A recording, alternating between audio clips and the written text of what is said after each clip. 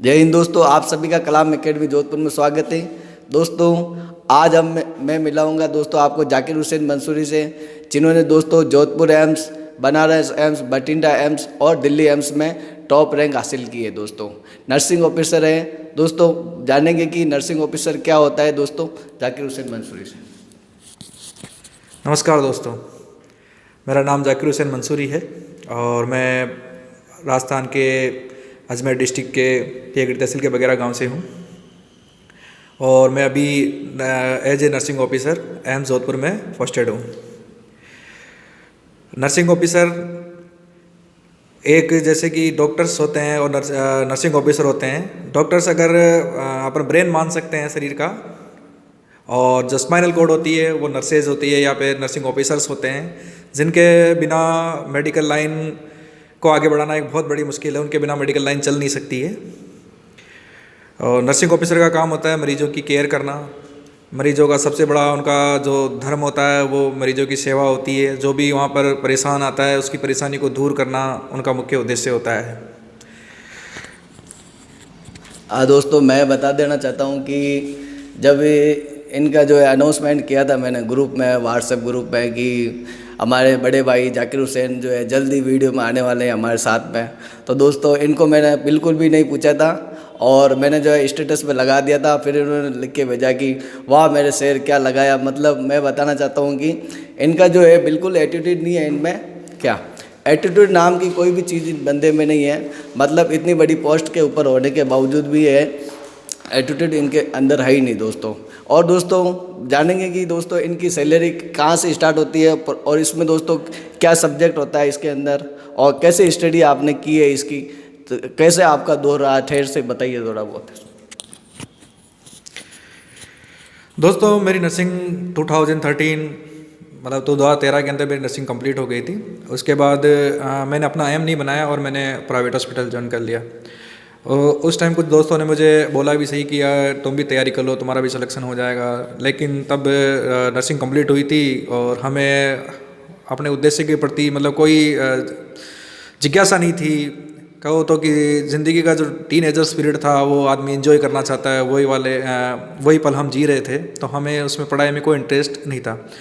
लेकिन 5 साल private job करने के बाद पता चला कि प्राइवेट जॉब में अपना भविष्य नहीं है।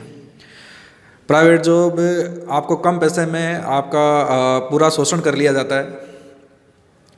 उसके बाद माँ बाप भी एक लो लेवल परिवार से थे, तो हमने तैयारी करने की सोची कि न तो अपना बच्चों का अच्छा भविष्य दे सकते हैं, ना माँ बाप के लिए जिन्होंने अपने लिए ज़िंदगी में इतना सब कुछ किया है उनके लिए कुछ कर सकते हैं। यही सोचकर मैंने 2018 के अंदर कोचिंग करने की सोची। जहाँ वह पढ़ाई को 5 साल हो गए थे, जहाँ हमें कुछ भी नहीं आता था, वहाँ से हमने जीरो से शुरुआत करना जिसे कह सकते हैं, वापस पढ़ाई स्टार्ट की 2018 में। 2018 में दिल्ली एम्स का पेपर हुआ। मैं लगभग 3 नंबर से मैं वहाँ पर सिलेक्शन नहीं हो पाया मेरा।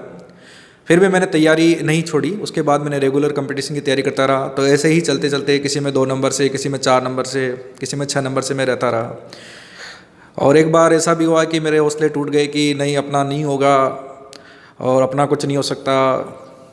2-3 दिन में गम में रहा। फिर मैंने वापस तैयारी दोबारा स्टार्ट की और मैंने सोचा कि नहीं, इतनी दूर आकर वापस नहीं जाएंगे। अब तो जब तक सिलेक्शन नहीं होगा तब तक वापस पीछे नहीं मुड़ेंगे, अब आगे की तरफ ही बढ़ेंगे। और उसके बाद मैंने वापस अपनी स्टडी कंटिन्यू कर दी।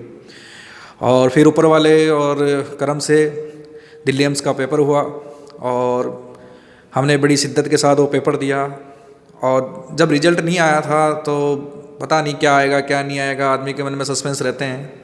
हमें लगा था हमारा पेपर बहुत अच्छा हुआ है। और अभी उस दिन हम बठिंडा एम्स का पेपर था, हम पेपर देने गए हुए थे और उस दिन रिजल्ट आना था लेकिन रिजल्ट आया नहीं। फिर हम पेपर देने चले गए, पेपर दिया। रिजल्ट उन्होंने जैसे ही 12 बजे हमारा पेपर समाप्त होने वाला था, उन्होंने रिजल्ट डिक्लेयर कर दिया। लेकिन बठिंडा में उस दिन बारिश हो रही थी, तो मैंने पेपर रिजल्ट देखा नहीं और मोबाइल जेब में रख के और मैं स्टेशन की तरफ निकल गया। वहाँ लोगों के चेहरों पे कुछ के मुरझाए हुए चेहरे थे, किसी के चेहरे पे खुशी थी। मैंने कुछ लोगों से पूछा तो उन्होंने बताया नहीं कि रिजल्ट आ गया, क्योंकि वो जिनका सिलेक्शन नहीं हुआ तो टेंशन में थे, तो वो बोल नहीं पा रहे थे, मतलब परेशान थे बहुत ज़्यादा। और फिर जब मैंने अपना फ़ोन निकाला तो उसमें देखा उसमें 15 कॉल थी लगभग जो मेरे दोस्तों की थी। तो मैंने वापस अपने दोस्त को पहले ईश्वर से प्रार्थना की कि जो भी इतनी कॉल आई है तो जो भी हो अच्छा हो। उसके बाद वो कॉल आई तो मैंने फ़ोन किया मेरे दोस्त को, तो मेरा दोस्त बहुत ज़्यादा खुश था और उसने मुझे बताया कि मेरा सिलेक्शन हो गया है दिल्ली एम्स के अंदर।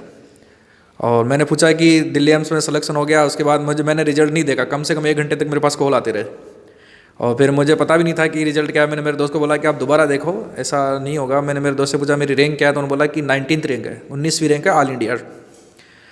तो मैंने पूछा कि आप दोबारा रोल नंबर देखो, ऐसा नहीं हो सकता। लेकिन जब उन्होंने कहा कि नहीं नहीं तुम्हारी 19वीं रैंक है, तो खुशी के मारे में फूला नहीं समाया और घर वालों को भी बहुत खुशी हुई। उसके बाद फिर एक के बाद एक रिजल्ट आता गया। उसके बाद 6 महीने बाद दोबारा जोधपुर एम्स का पेपर था और उससे पहले बनारस का पेपर हुआ जस्ट दिल्ली एम्स के बाद में। तो फिर जोधपुर एम्स में मेरी 24th रैंक थी ऑल इंडिया। फिर उसके बाद बनारस का रिज़ल्ट आया, बनारस के अंदर मेरी 5th रैंक थी ऑल इंडिया। फिर बठिंडा एम्स का रिज़ल्ट आया तो उसमें भी मेरा सिलेक्शन था। ऐसे करके ज़िंदगी में इतने सिलेक्शन पाए। और मैं चाहता हूँ कि लोग कभी भी अपने फेल्योर से सीखें और अपने फेल्योर से यह सीखें कि उन्होंने कहाँ कुछ कमी छोड़ी है जिसकी वजह से उनका सिलेक्शन रुक गया है, बल्कि फेल्योर होने के बाद पीछे की तरफ ना मुड़े। जब उन्होंने इतनी तैयारी की है तो उनको सिर्फ आगे की तरफ बढ़ना चाहिए, ना कि पीछे की तरफ। उनको कोशिश करना नहीं छोड़ना चाहिए। बहुत से वैज्ञानिक हुए हैं, किसी ने 1000 बार फेल्योर देखा है। बल्लभ का आविष्कार हुआ था, उसने 1000 बार फेल्योरिटी देखी, उसके बाद उन सक्सेस। जो आदमी अगर फेल्योरिटी से पीछे हट जाता है वो ज़िंदगी में कामयाबी नहीं पा सकता। और जब फेल्योरिटी एक बंदा है जो डायरेक्ट कामयाब हो जाता है, उसको उस कामयाबी का मज़ा नहीं है।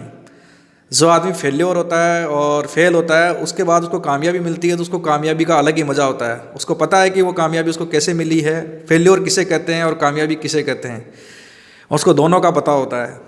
और फेल्योरिटी के बाद जो कामयाबी आती है वो बहुत ही बड़ी खुशी लेके आती है।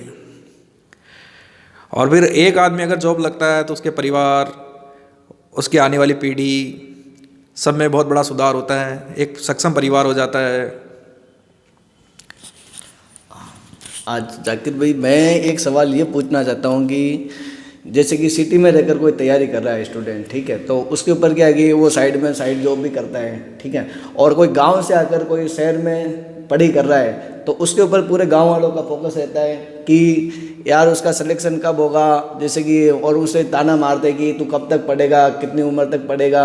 मतलब आपके साथ में भी ऐसी घटना हुई क्या कभी, और आपकी कौन सी उम्र में आपकी नौकरी लगी, इसके बारे में कुछ बताओ कि उनका मोटिवेट कैसे रहे। कि अब मेरे साथ में जुड़े हुए काफ़ी लड़के जो कहते हैं कि यार हम गाँव जाते हैं तो फिर वो बोलते हैं कि कब नौकरी लगेगी, क्या होगा, तो आप इसके बारे में क्या कहोगे आप?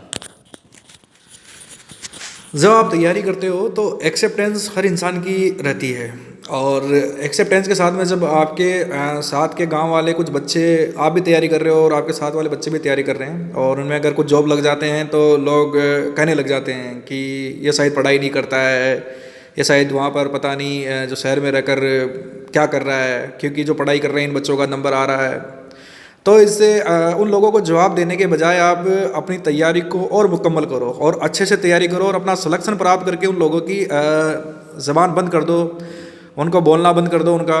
क्योंकि तुम अगर बोल के उनको जवाब दोगे तो वो कोई आंसर नहीं है, वो फिर भी बोल देंगे कि तुम सिलेक्शन करके बताओ, अगर तुम इतना ही पढ़ते हो तो सिलेक्शन करके बताओ। इससे बढ़िया है कि तुम्हें उनके मुँह पर तमाचा तब होता है जब तुम सिलेक्शन करके उनको दिखा देते हो, तो जो बोल रहे थे वही लोग आपकी बड़ाई करेंगे, हाँ हमें तो लगता था कि ये वाकई में कामयाब होगा, बल्कि वो लोग थोड़े दिन पहले बोल रहे होते हैं कि इसका कुछ नहीं हो सकता, ये तैयारी नहीं कर रहा। तो ऐसे लोगों की ज़बान जब ही तुम बंद करा सकते हो जब तुम वो सिलेक्शन प्राप्त कर लो। और रही मेहनत की बात, तो देखो मेहनत डिपेंड करता है कि आप किस वातावरण में करते हो। अगर आपका घर का माहौल अच्छा है, आपका पर्सनल रूम है, अलग है, तो आप उसमें पढ़ सकते हो।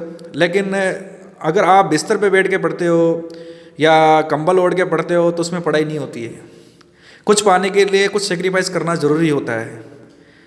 आप टेबल कुर्सी पे पढ़ो, गद्दे, और आदमी क्या करता है गद्दे पे बैठ के पढ़ने की कोशिश करता है, तो उसमें क्या होता है थोड़ी देर तो सीधा बैठा रहता है, सराहना लगा के, मतलब पीछे, फिर धीरे धीरे धीरे सरकता तकिए पे सिर आ जाता है और पता नहीं चलता कब किताब सीने पर रख के सो जाता है। और ये सिर्फ 1 घंटे 100 घंटे के अंदर ही हो जाता है। पढ़ाई के लिए कम से कम आपको डेली स्टडी चाहिए। अगर आप चाहते हो अच्छी रैंक से पास हो तो अपना ये मत सोचो। लोग सोचते हैं कि नहीं मैं तो ओबीसी में क्लियर कर जाऊंगा, और या मैं SC ST में हूँ तो मैं उसमें क्लियर कर जाऊंगा। नहीं, आपका फोकस रहना चाहिए कि मैं टॉप रैंक में करूँ, तब जाके आपका सिलेक्शन होने के चांसेस बनते हैं। पहले आपने नीचा सोच रखा है तो फिर आप सिलेक्शन की सोचते हो तो गलत है। आप ऊंचा सोचो और ऊंची तैयारी करो।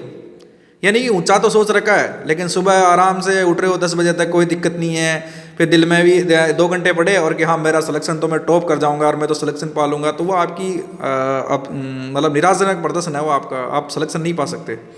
कुछ पाने के लिए आपको अपना समय देना पड़ता है, और जितना पढ़ाई का एक ही वसूल है, आप जितना समय पढ़ाई को दोगे पढ़ाई उतना ही जल्दी आपको उसका रिजल्ट देगी, और पढ़ाई को जितना कम समय दोगे पढ़ाई आपको उतना ही देर से रिजल्ट देगी।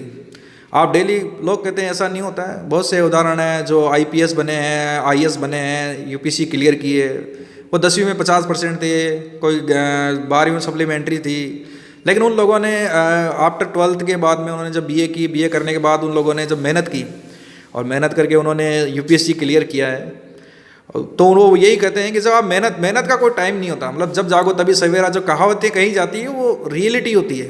डिपेंड करता है कि वो आप उस कहावत को कैसे लेते हो। आप जब जागो तभी सवेरा का मतलब है कि आप जब जगे तब आप कितनी शिद्दत से जगे, क्योंकि हर चीज़ में एक शिद्दत चाहिए। किसी चीज़ को पाने के लिए जितनी ज़्यादा शिद्दत होगी वो चीज़ आपके पास उतनी जल्दी आएगी, लेकिन आपके अंदर शिद्दत नहीं है तो वो चीज़ आपके पास जल्दी से नहीं आएगी।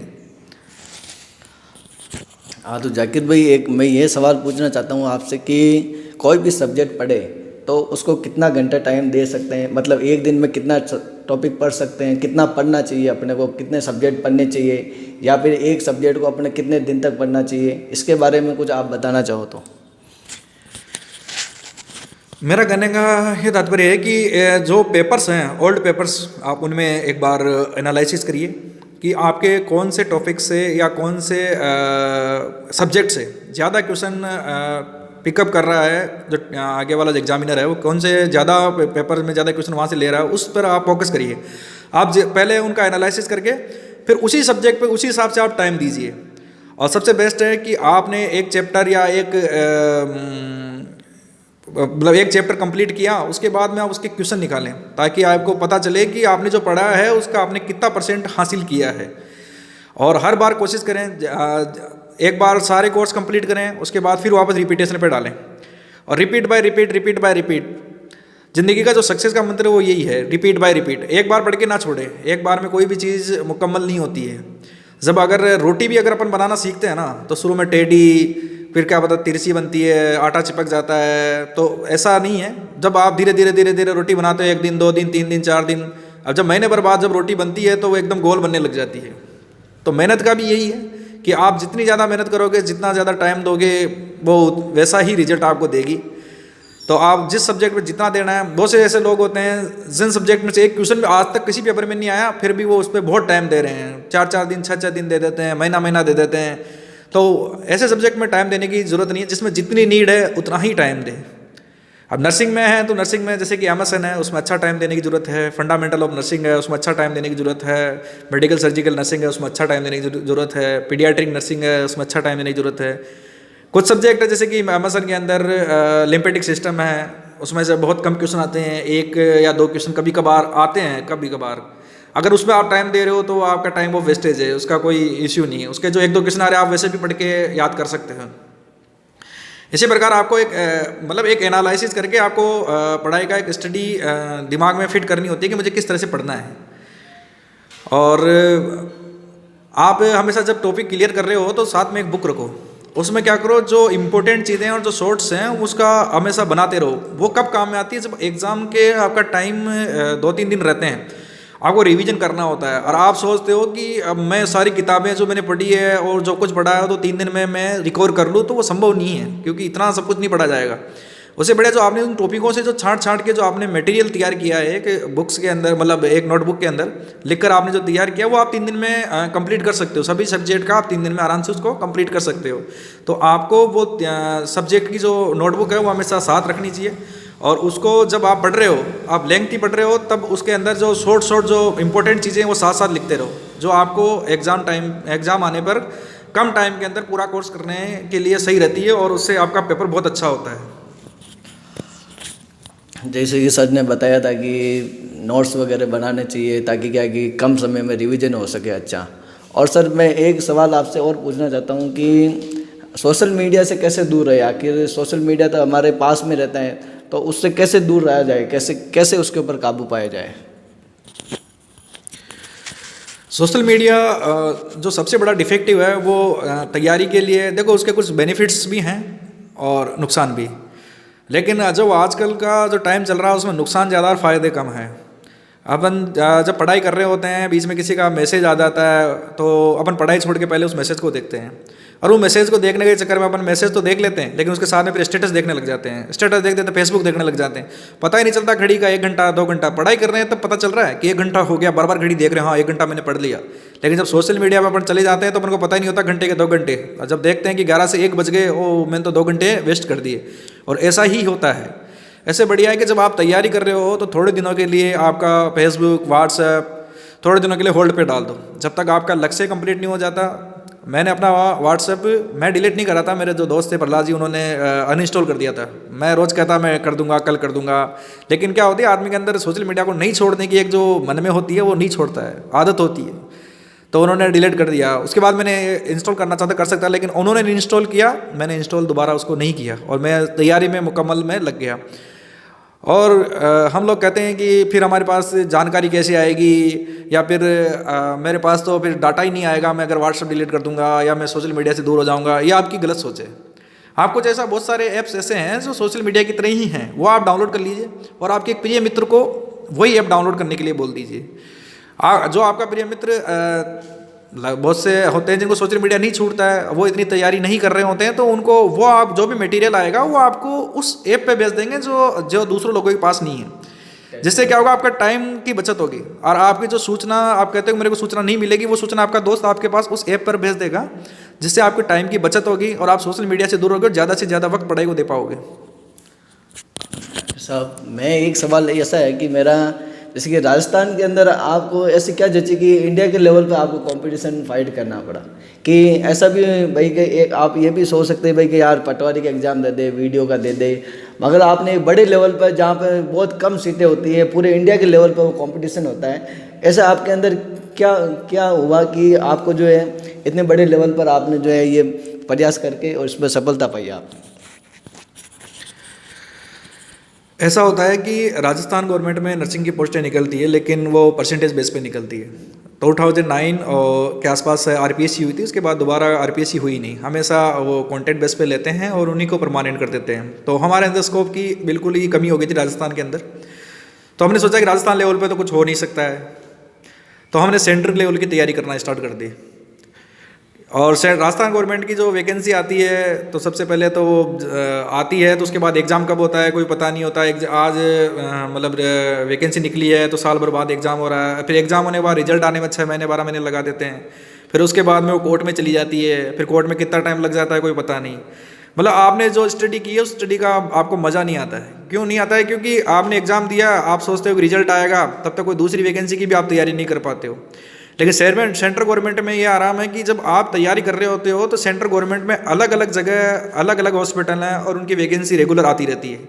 तो उससे आपकी स्टडी है कि एक में आपको फेल्योरिटी देखने को मिलती है, तो आप दूसरे की आप रेगुलर स्टडी रखते हो तो आपका दूसरे में सिलेक्शन हो जाता है।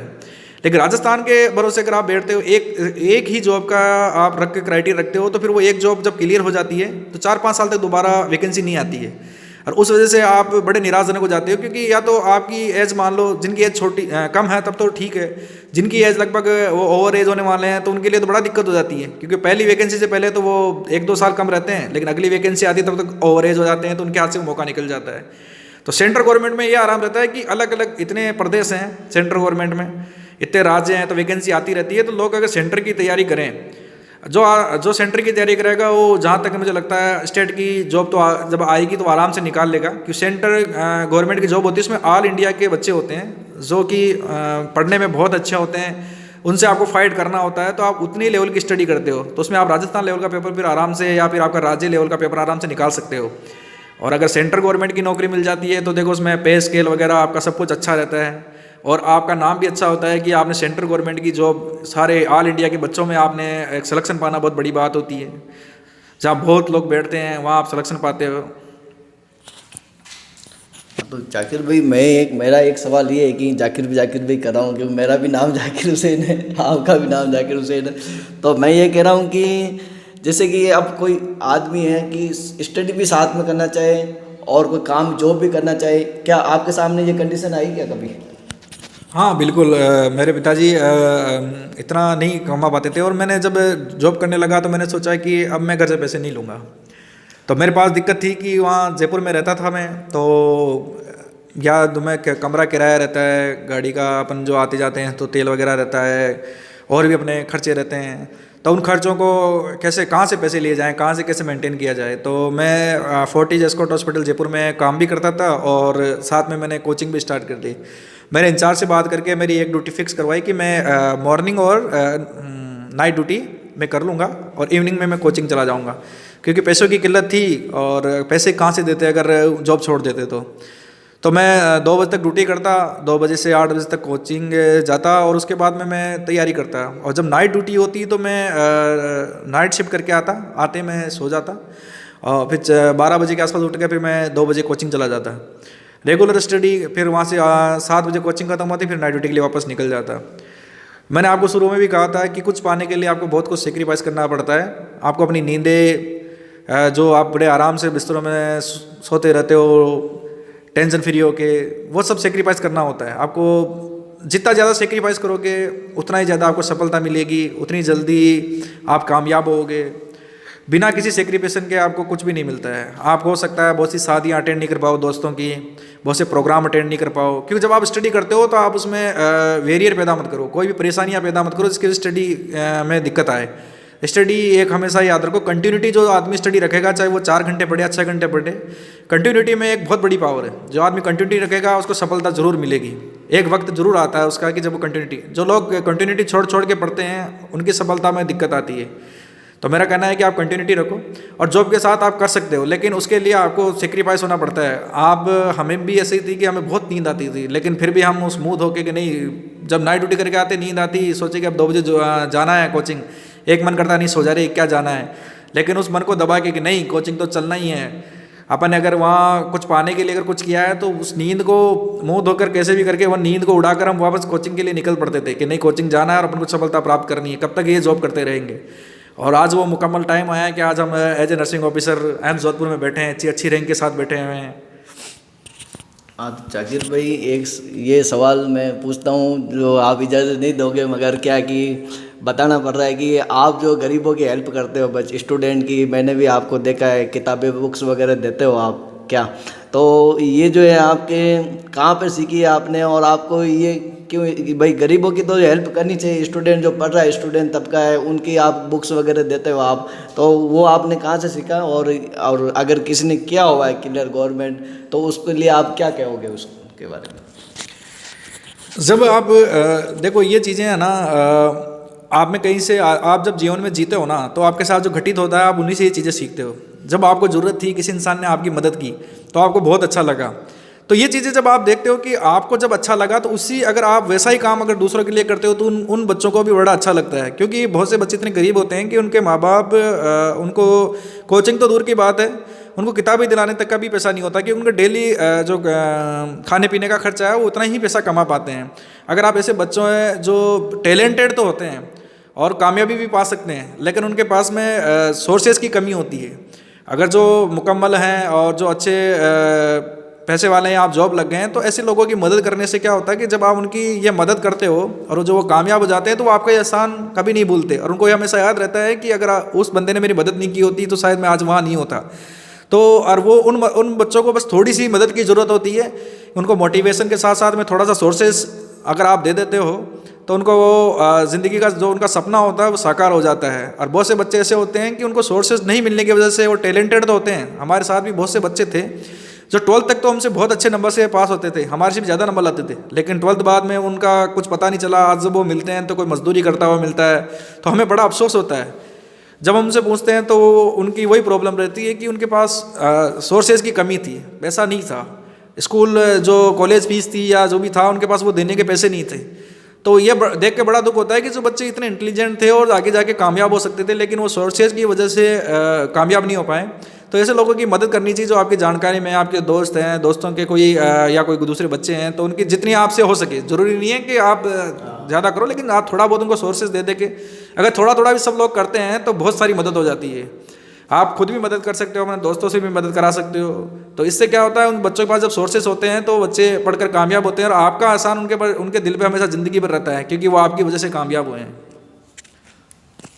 और जाकिर साहब एक सवाल और है कि जैसे कि ओमिक्रॉन चल रहा है क्या देश में, और नाइट कर्फ्यू भी चल रहा है, अब कुछ दोस्तों का सवाल रहता है कि ऑनलाइन कोर्स ले या ऑफलाइन कोचिंग ज्वाइन करें, तो इसमें आपका क्या सजेशन रहेगा और ओमिक्रॉन से कैसे बच सकते हैं हम, इसका थोड़ा सा आप टिप्स बताइए।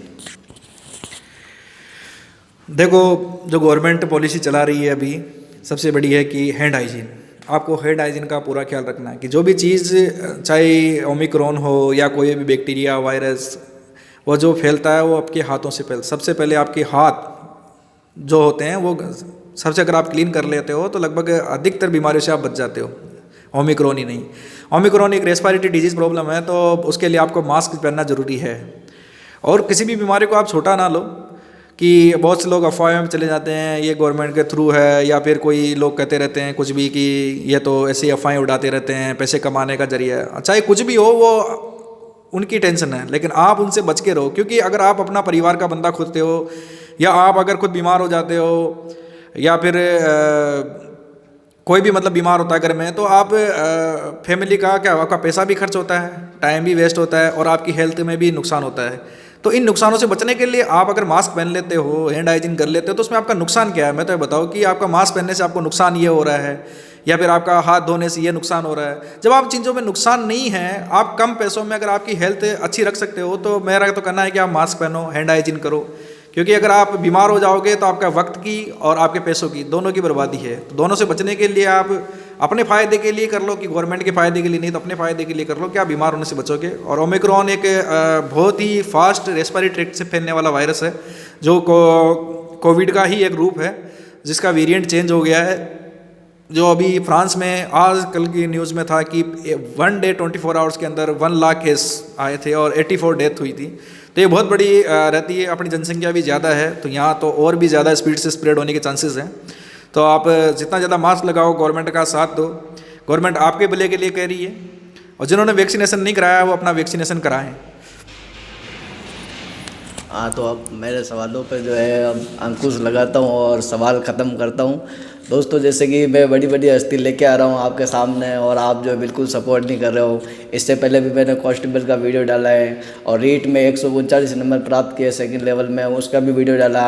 और उर्दू के अंदर जो दोस्तों 35वीं रैंक प्राप्त की मुजीबुर रहमान साहब ने RPSC में, उनका भी वीडियो डाला है दोस्तों। डिस्क्रिप्शन में उसका लिंक मिलेगा दोस्तों। आप वीडियो को बिल्कुल शेयर नहीं करते हो, तो दोस्तों अब क्या करें, मेरा दिन चाहता नहीं है कि अब मैं दोस्तों को बुलाऊँ। अब ये भी गवर्नमेंट जॉब से टाइम निकाल कर आते हैं, और मैं भी स्टडी साथ में करता हूं, और आप जो बिल्कुल सपोर्ट नहीं करते हो, बिल्कुल वीडियो शेयर नहीं करते हो दोस्तों। इस बार अगर ये वीडियो शेयर नहीं किया तो मैं अब किसी दोस्त को नहीं बुलाऊंगा दोस्तों। जय हिंद, जय भारत।